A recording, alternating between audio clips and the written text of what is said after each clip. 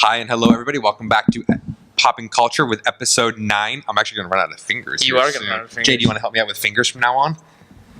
There it is. Thanks, Nixon. I'm Adrian. I'm Jay. And we apologize for the hiatus. We were both at the Tree City Comic Con. For those of you who may follow our Facebook page, we discussed the local beer there. Or lack thereof. But luckily, we have a beer that's going to take care of that problem. We have Ninkasi's Vanilla Otis, which is an oatmeal stout with vanilla. Now, Jay, you've never tried this one, correct? No, I have not tried this one. Actually, I've had, I think, only one or two of the Ninkasi beers. So, I'm hoping for good things. You picked this one out. I agreed to it. We'll see what happens. I like Ninkasi. They're actually based out of Eugene, Oregon. So, Pacific Northwest. As you can see, it runs like a stout. Yes, it does. So, that's always a good sign. We, not to hate on anybody from Boise, like you guys, we enjoyed our time there. We had a porter there that... Oh, can you call it a porter? They called it a porter. They did. It did say porter on the menu. I consider it... It tasted similar to a very weak decaffeinated coffee without any flavor, just the color. Yeah, there you go. Yeah, that's about right. It had some of the notes that were there, but none of the flavor. Oof.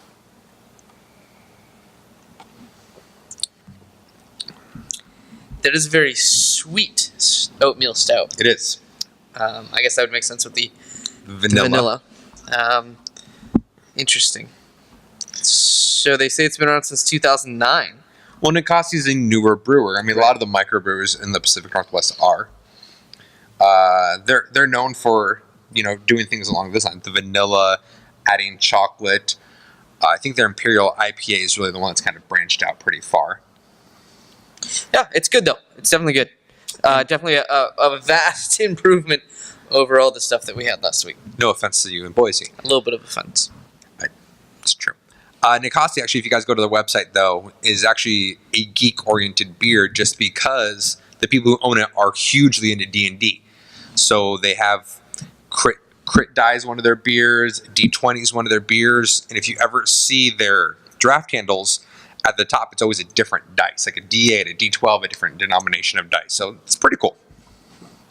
I'm just going to trust that you know what you're talking about because you're the D&D player. I've never touched it, so I'll let that one go. You did meet their beer rep today at Annie's. Actually, I didn't meet him. I stood about 3 feet away from him, but I never actually got introduced to him. I have no manners. I apologize for not introducing you. It's all right. Sorry about that. Okay.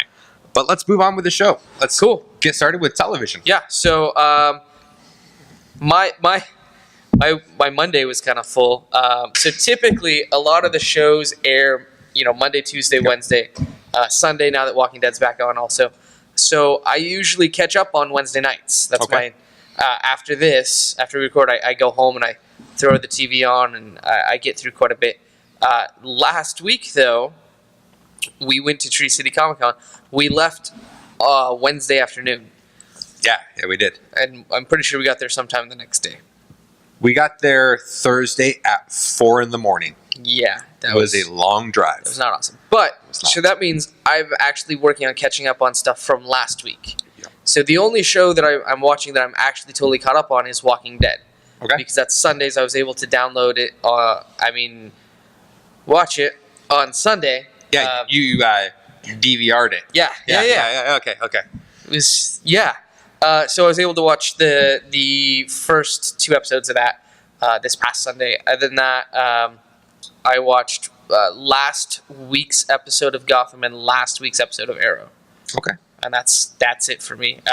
You're caught up on Walking Dead. I am caught up on Walking Dead. How do you feel about it? So, I don't watch Walking Dead, but I know it has a huge following. It's created all the Walker Stalker conventions. It's huge. No, I hear they're even talking about turning into a comic book. Oh, is that right? Oh, yeah. That'd be kind of, zombies would be a great premise for a comic book. Right, yeah. I would like that. But, as an outsider looking in, is it really worth all the hype? I think if you've been watching it from the beginning, you've become invested in some of the characters. Okay. You've seen them go through these periods of, highs and lows. They find a place where they can hang out and they're able to protect themselves and get food and stuff like that. And then all of a sudden something happens where they lose that place. So that little glint of hope in what's really a crazy situation comes and goes. And I think that's what keeps me watching is,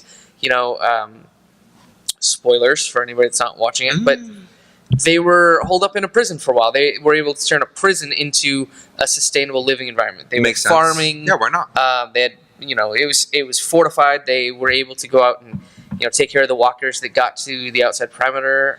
They were protected. They lost that last season, so now they are again without a safe place. Okay. So they're now exposed to all the danger again. In this last 2 episodes, we've met another new person who is more sadistic than anybody we've met before. And at the end of this last episode, especially, you see that they did take it up another level. And that's the thing; it's on its 5th season now, so they have to continually find ways to outdo their last season. Well, Game of Thrones did that too, but just made Joffrey more of an asshole every other time. And then they killed him. Well, Sorry. Oh, for those of you who is your first time watching, there's going to be spoilers. A lot of them. Because 0 is the number of fucks that I give about spoilers. Just funny because I have a lot of fucks to give. Like, I gave my last one out when we were at the bar. Okay, there you go. So, I'm done. Yeah.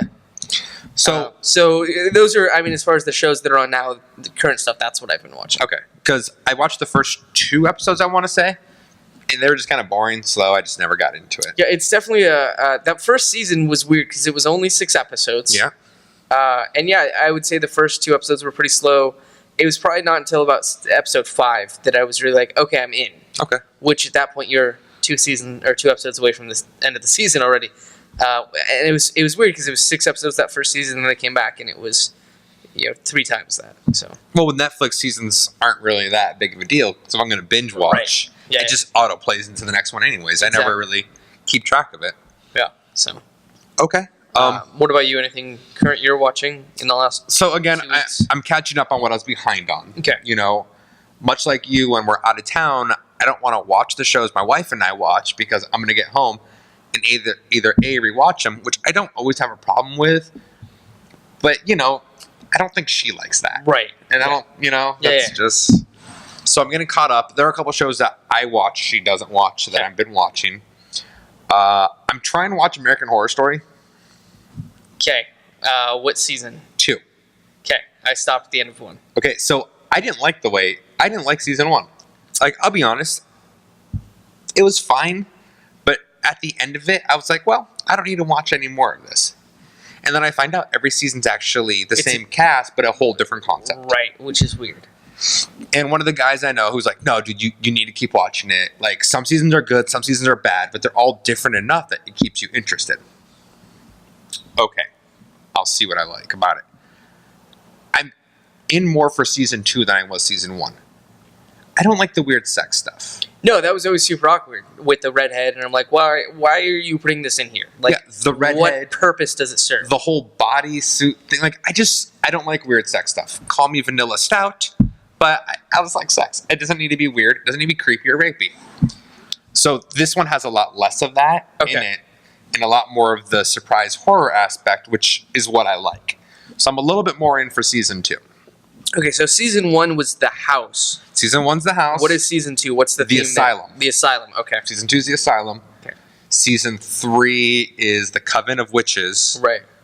And season 4 is the freak show. I feel like I'm missing a season, but maybe not. No, I think it's only on its 4th season. Then yes. Okay. Then that's all of them. Okay.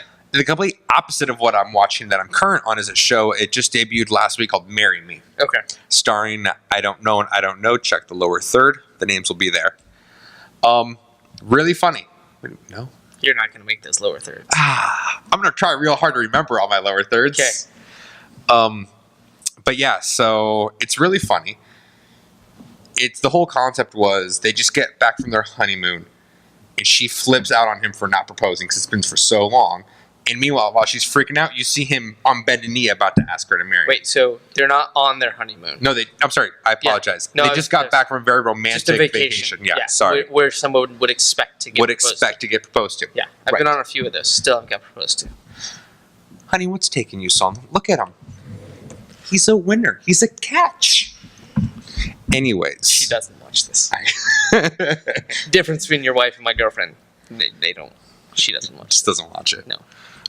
On the flip side, that we can totally talk about her now. Then. Yeah. By the way, we haven't. I don't think we've actually mentioned this before. One weird thing between Adrian and I, and it's not between him and I. Your wife between us. Well, no. Your wife's name Jessica. My girlfriend's name, also Jessica. There it is. So if you hear say I was Jess, it's not the same Jess. We also will say our Jesses if yeah, it's so- communal for the two. Right, yeah. So, So Marry Me, though. It was really funny. Like, it was one of those shows that we started to watch, and I'm like, Jess is going to like this, and I'm just going to sit there and play on my tablet the whole time. Which I'm totally cool with. right. Yeah, yeah. Catches me up on magazines, There you go. news. You Like, get all through your Pinterest feed, you're good. I actually don't have the Pinterest. Oh, I don't have any of the social no, it's medias. fine. Yeah, LinkedIn. I do have LinkedIn for work, yeah. So no, I was totally in. Like, laughing out loud, hilarious. Really enjoyed it. The new season of Modern Family has been really good. A to Z, like, I feel like I'm watching a lot of romantic comedy shows. It's all right. But they've all been good. I'm not up to date with Flash or Gotham because we've been out of town, but I've been enjoying those. Right. I will say, if there's one new show that you're like, kind of on the fence about as far as romantic comedies go with Marry Me. It was funny, and by no means romantic. Like, Okay. it was just funny. It was So really good. it's sitcom about people in a relationship. Absolutely. Okay. So it's like maybe more of the lines of like King and Queens, husband and wife that are. It's a funny. Yep. I would say, that's very, very close Okay. to what you can say. Okay. So do we want to talk about our new segment about what the other half is? Oh my goodness. We're going to skip movies real fast because Jay and I were talking about this at the bar.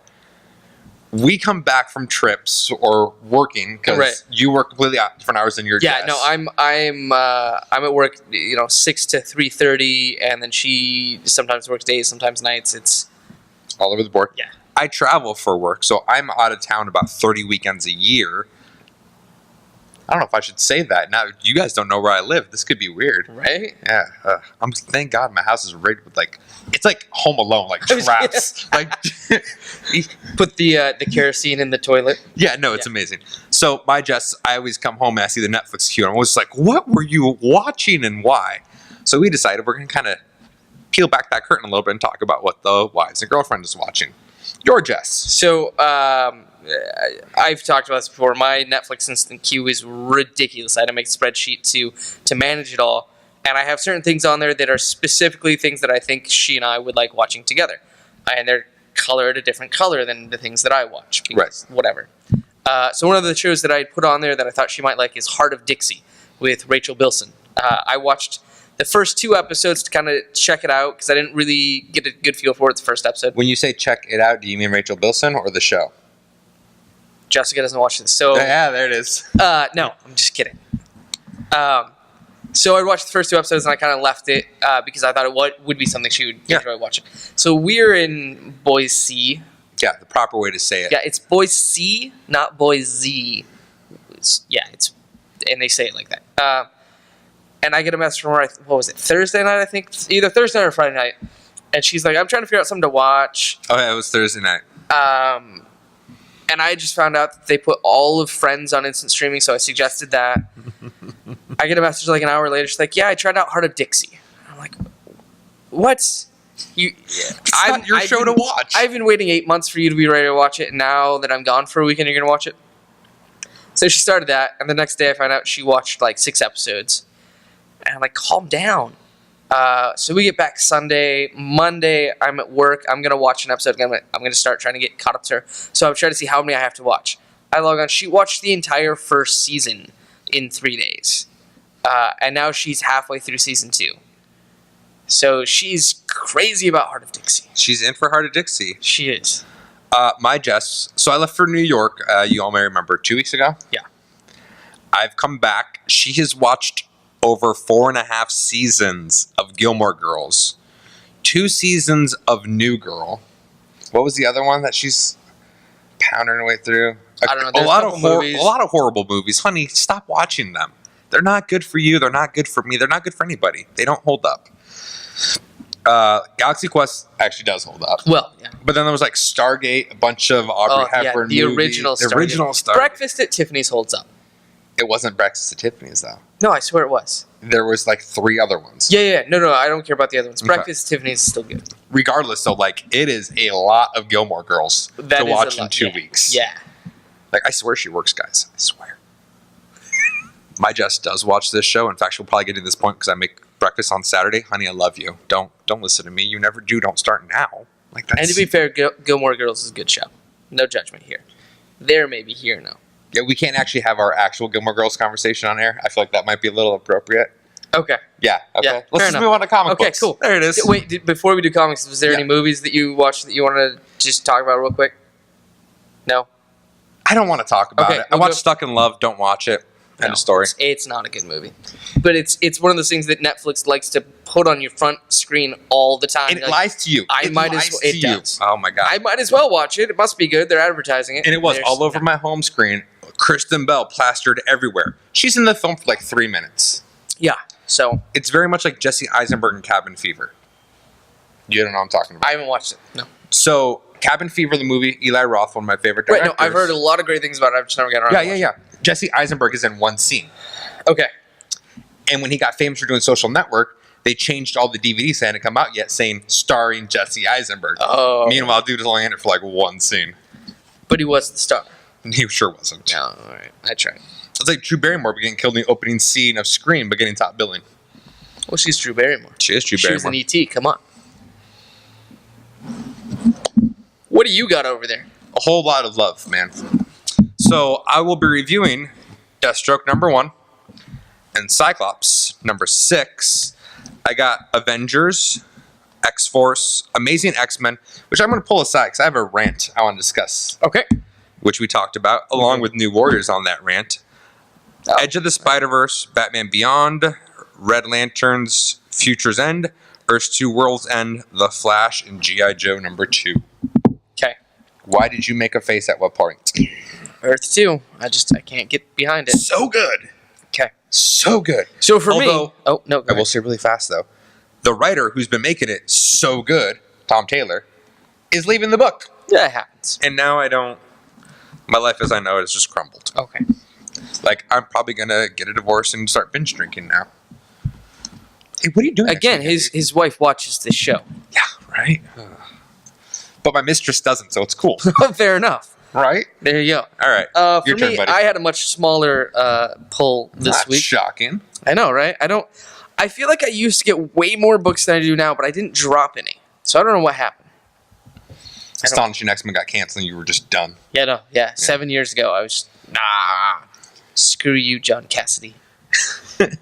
Joss Whedon's cool. John Cassidy. Anyway, so I had 4 books this week. You know, like Cassidy's artwork. I don't like Joss Whedon. Okay.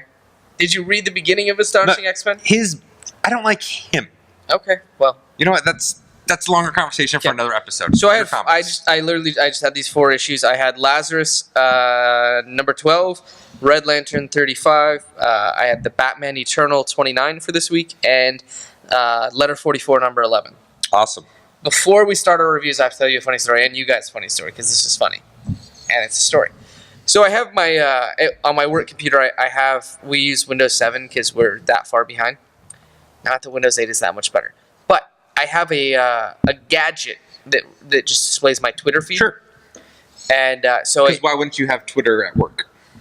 because if I don't, I actually have to work. Yeah. My boss doesn't watch this. It's all right. I love how you just realized what you just said and who does watch this. Carry on with your story, buddy. I'll talk to you tomorrow, Mike. At a certain point, we may just consider this one a watch after what I commented about not being home, you talking about your work. Like, we might just call this one a wash. Yeah, we're good. All right, go ahead then. All right. So one of the people I follow on Twitter is Greg Rucka. Mhm. And I Very just active. noticed. Oh, yeah, he's off the book, buddy. Oh, is he? He's off the book. It still works though. Okay. So occasionally these people will retweet things that other people tweet them, right? Yeah. So somebody tweeted at Greg Rucka and said they were talking about one of his books, and it might have been, I think it was Lazarus, talking about how Rucka is still a seal of quality on things, and how he should really write an X-Men book. So I just replied to both Rucka and the guy that tweeted that, and I just said Cyclops ... Because he did. He did wrote an up until this issue. So this is the first issue without him. That's right. Okay. So you were still, up until It's- today, it's released, you were accurate. He has written an X-Men book. he has. That was the point I was making. And you did, your due diligence as a Rucka fan. Speaking of Rucka, you want to talk about your Rucka book? I would love to talk about. Let me hear about Rucka book. Lazarus.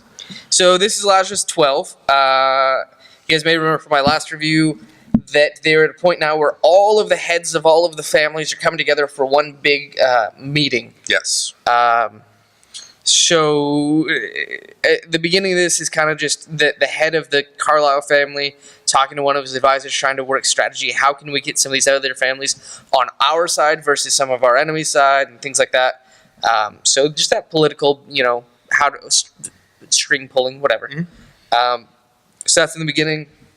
And then we get to the point where they're actually at the big meeting compound, and you see Forever, who is the Carlisle Lazarus, down in one of the training rooms, and then one of the other Lazarus comes in and starts training also.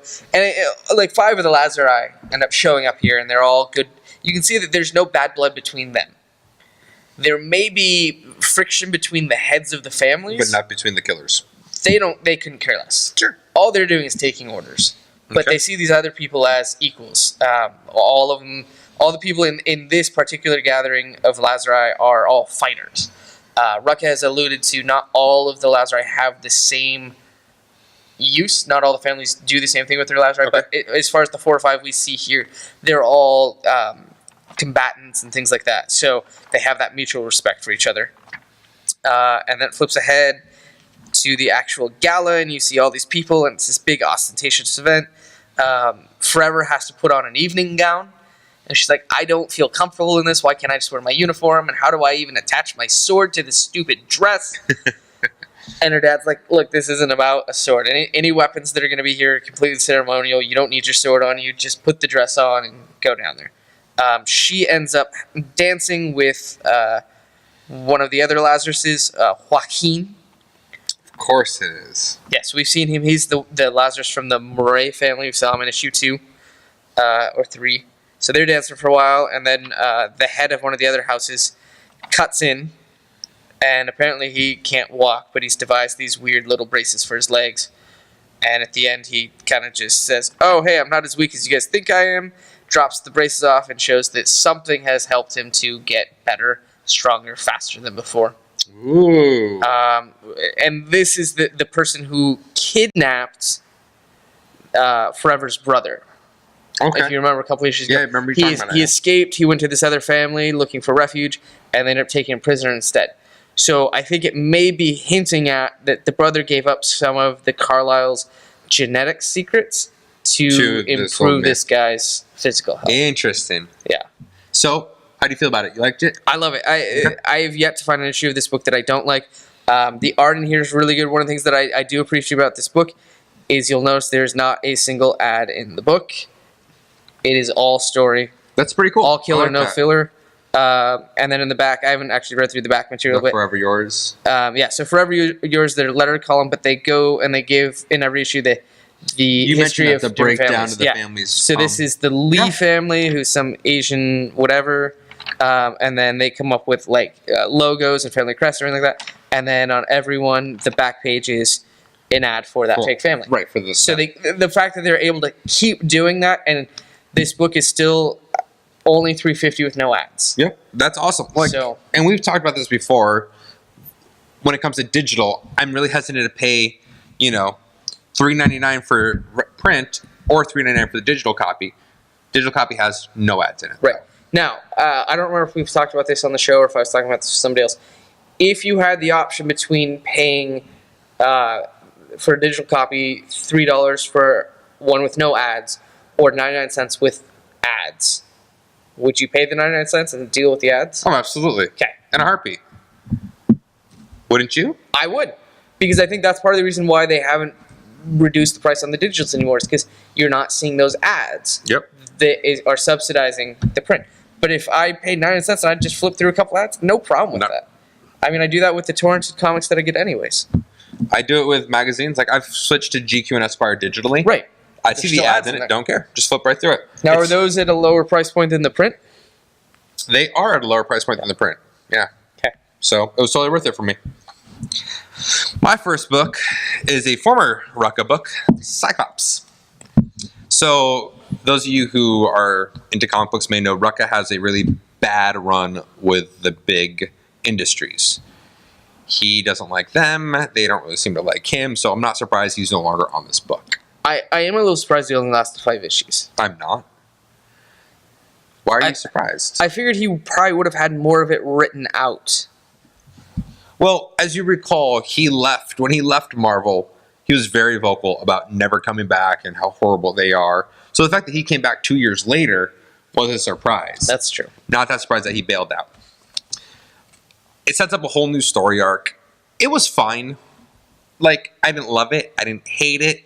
I could just tell it's the building block that the next story is going to take place on, and that's fine. What I didn't like about it, though, was the art. So, Okay. new artist. I'll open it up for you so you can take a look in my super tight bags. What the hell? Just not, like, look at him. Like, Cyclops looks super weird. Like, at one point, they get him drunk and he ends up puking. Yeah, there he does. But it looks like, yeah, he looks horrible. No, he it's- looks like a half fish man.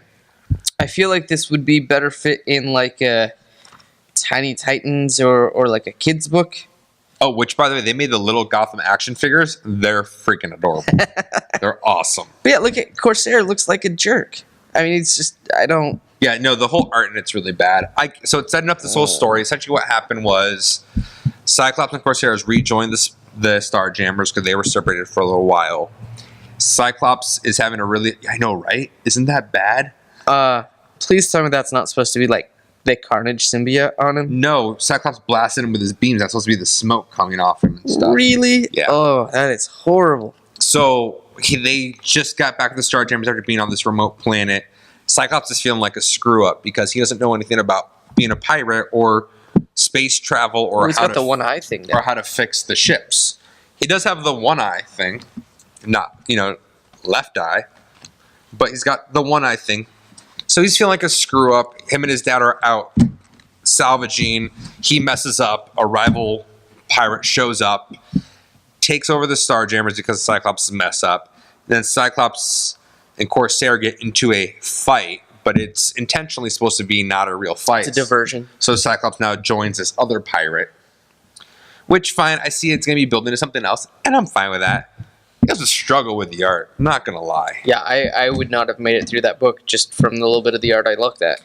So here's what I don't understand. Some of the panels you're like, I see you put a lot of time into that, and that looks good. And then all the other ones you're just like, that's rough, like real rough. Did you look up the artist, see what he had been on? I didn't want to. I didn't Fair want enough. to. Fair enough. Like, as soon as I saw the art, I was just like, I'm going to consider this one a wash.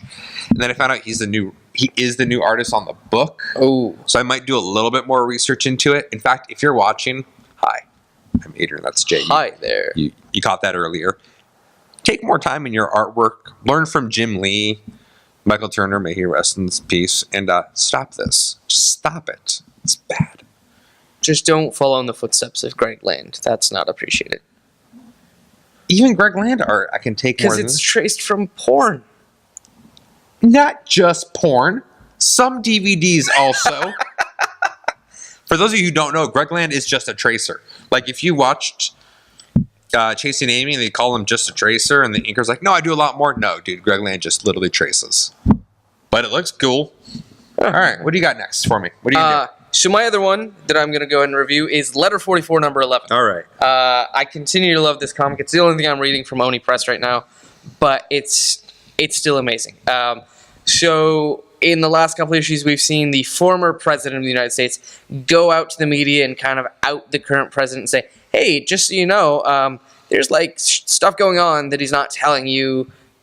He's hiding a bunch of stuff. There's reasons for all this advanced weapons technology that he's developed and things like that. As a result of this, I'm trying to remember my politics, Senate or Congress, one of them, is calling for his impeachment. So they sign in the treaty for impeachment of the president, and they're going through with the trial, and you see there's a clip where one of the reporters is on the news saying, oh yeah, he's being charged with this count and this count and this count, and they get up to like count 6, and that just trails off. So that's going on Earth. Meanwhile, in the spaceship up in space, Is that where spaceships are nowadays? Typically, sometimes they're like on a launch pad somewhere before they get to space. Or in the case of Virgin Galactic, they're just never going anywhere. So what are the ones that are in the water? Water ships? Oh, okay. Because you eat submarines. Those are those sandwiches. Yes. Okay. Yeah. So the spaceship in space. Sometimes that sandwich is also a hero. No. These are heroes. That's a gyro with the lamb. No. Sorry, I meant HIRO, the guy from Heroes that can. Oh, the guy from Hero. Hero who's a from hero. Heroes. Okay, yeah, got it. Next, we're gonna play Who's on First. There's a baseball team with the first player. He's Asian. His last name literally is Hu. HU. Who's on first? Damn it. Dodgers, I think. They outsmarted us again. Right? It's in everything. So the space crew, there's this big conflict between them now where you have the scientists that are trying to preserve the energy on the aircraft by shutting down what they consider non-vital systems. Okay. And then you have the military guys that are on the spacecraft that are wanting to turn the weapon systems on and go after the aliens that have attacked them. Okay. In addition to that, you have this one crazy scientist that turned one of the exercise bikes into like a kinetic energy conductor. Sure, that might be the right word. So he's on there just pedaling, trying to transfer the kinetic energy he's creating for pedaling the bike into powering the spaceship to try to get more of the systems viable. Because one bike could totally, generate enough power for a spaceship. Right. Yeah. No. Absolutely. Yeah, Makes sense. It's like the Flash and the Cosmic Treadmill. Exactly. Yeah. Additionally, there's the baby that was born on the spaceship recently, who is now sick. She's having heart problems. There's two doctors on the spaceship. One of them is totally fine. The other one has been infected by something from the aliens, so he's in quarantine. The one good doctor's like, no, I need his help. I can't do it without him. So they let him out. Turns out he goes crazy. What? You see him running all over the spaceship trying to damage things, whatever. So that's what's happening up in space. The third storyline, in the last issue, you saw some soldiers in Afghanistan who had some of this advanced weapons tech. There was a whole camp of it. Well, there was this goat farmer that came by saying, hey, I'm trying to find my goat. I think you might have gone by here. And they're like, oh, yeah, go ahead and look. Well, he's got a dirty bomb strapped to him. Of course he does. So it's a nuclear dirty bomb. It explodes, kills everybody in the camp but these two people, which also it destroys most of the advanced weapon tech they had because it was the storage facility for that. So now you've got these two soldiers that are like, this is on us. We let him by. And he got away because he went and he planted the bomb and left. We're doused in radiation now. There's nothing that we can do to save ourselves. So we got a couple days left. Let's go find this guy and kill him. That's fair enough. So that's what's going on in that book. You got these three storylines going on. I'm excited for when this eventually ends up on TV because it has been optioned. Yeah, it has been. It's actually, I think, been picked up by Sci-Fi. Yeah. So, it's going to be awesome. And I've been enjoying Letter 44 from what I've read. I'm not caught up. I'm trading it. But I've been enjoying it.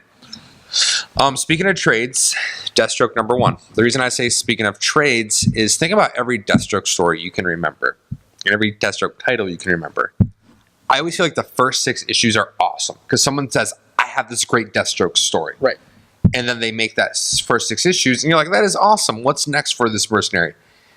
Well, shit, I don't know. Let's go have him kill somebody else. Right. So or join Suicide Squad. He can only kill so many people or try to be a hero so many times until you're like, you just did that story. So I think that's what's going to happen with this one. With that said, the first issue was awesome. So spoilers up ahead.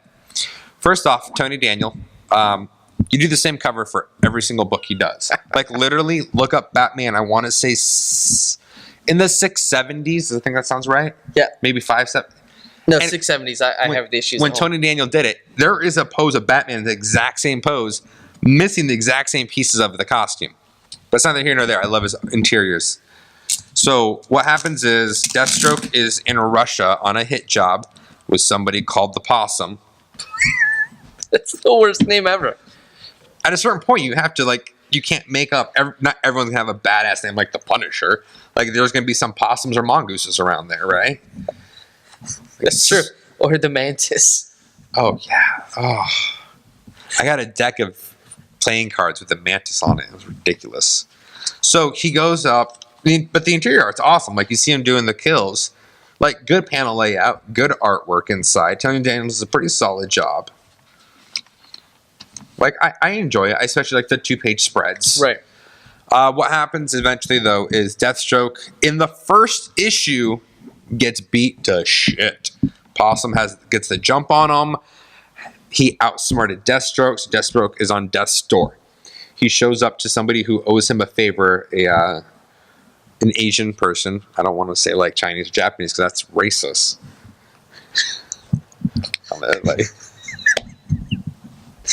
As I learned, they're not. They're all Oriental, right? It's the same. Yeah. As we said over a phone, they're just all Oriental. Glad there's no FCC. Right?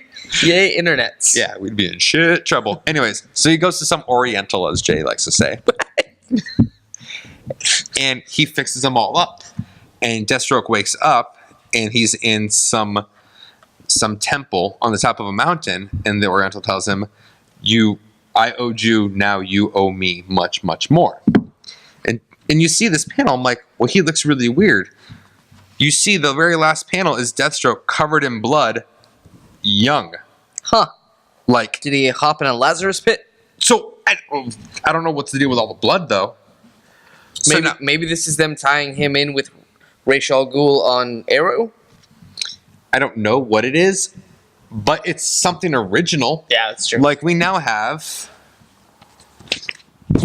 for those of you who want to zoom in on your TV, because that's a thing, young Deathstroke. It is a thing. My TV zooms. Mine does not zoom. You're sold. Chrome zooms. Chrome definitely zooms. Yeah. My TV also can zoom. Okay. It's pretty cool. All right. Anyways, yeah, so he's young now. So issue 1 is good. Issue 1 is good. We've got 4 or 5 more good issues. And then I'm afraid he's just going to run, like, at that point, like, what's he become at that point? Like, you can only read so many mercenary missions till you get bored with Ravager shows up pregnant, and he's got to be grandpa. But he's young grandpa. Right, no, that's why it's an added layer of weird. Like, how do you explain that? Also, how does he deal with diaper shopping? Oh, he just steals them. Well, like, he robs a truck of them, and he never needs them again. Fair enough.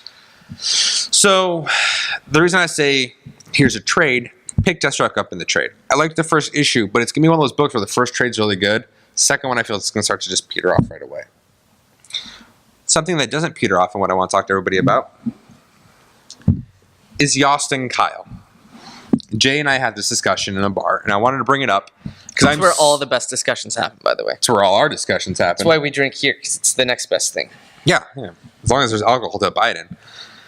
I'm so sick of their books being canceled. It's pissing me off. Their books are really, really good. The problem with them is they are self-contained with B-list characters, but they're a lot of fun. But they don't have an impact. They don't have the original Sin impact. They don't have the AVX impact. Hey, to be fair, I'm glad they don't have the original Sin impact. I won't even read Axis. That shit was issue 1 was so bad, I refuse to read any more of it. But they're self-contained with B-lists, but it's just a fun story. They've been writing Amazing X-Men, New Warriors, before that Scarlet Spider, before that X-Force. Like, if you see their names, Yost and Kyle, buy that book. It's always going to be a lot of fun, but it's always going to be a self-contained story, and I feel like they don't get their due diligence because of that.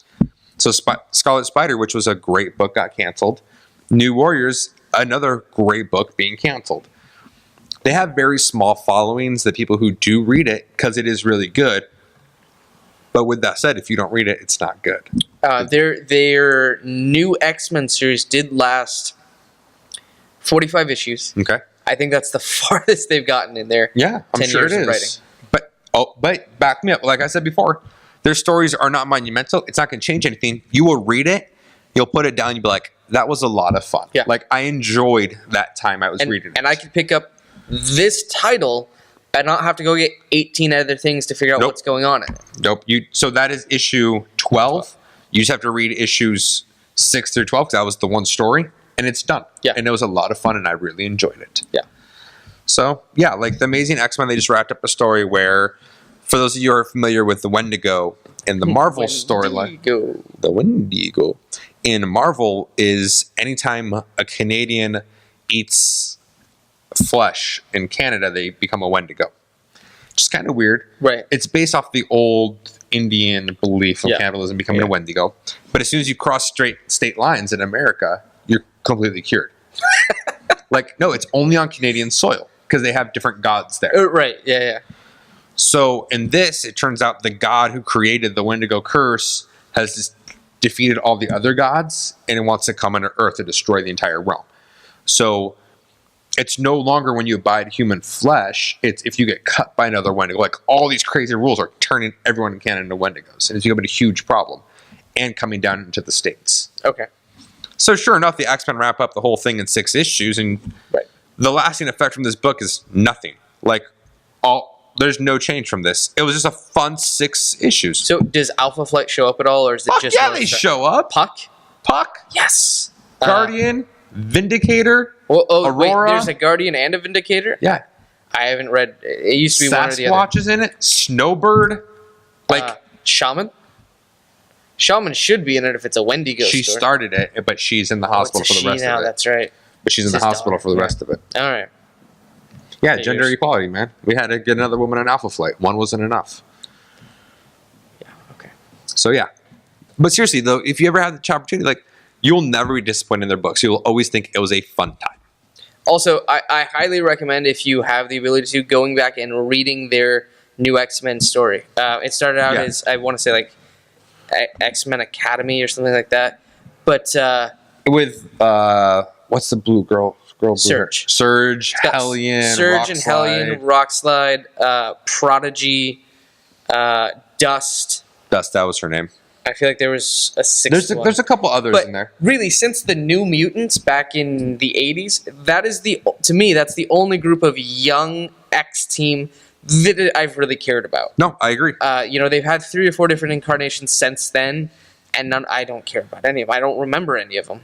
Well, you had Hope in the new X-Men, which... Generation Hope, yeah.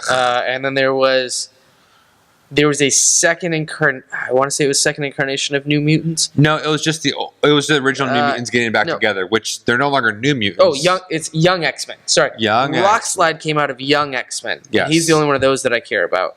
But that was when you had Cypher, Douglas. Not different Cypher. Cypher with an I instead of it was a chick Cypher. Oh, and there was Ink, and a couple of other throwaways, but no, it was good because it was Colin Yost developing these characters, and they were given the time to do it. They like I said, 45 issues. Define it in one word. Awesome. I was going to say fun, but okay, awesome. I take. Yeah, no, it's the same thing. Yeah, awesome. Giving them time to actually develop characters, not be like, here's a year and now we're done. Go make a cartoon. Right, and that's what they're known for, is their cartoons. So yeah, that's it. I feel like we probably ran a little long. Yeah, but it's because we've been gone a little. Look, we had we at like 50 minutes now. We've been short. We're good. Oh yeah, then we're on top of all that stuff.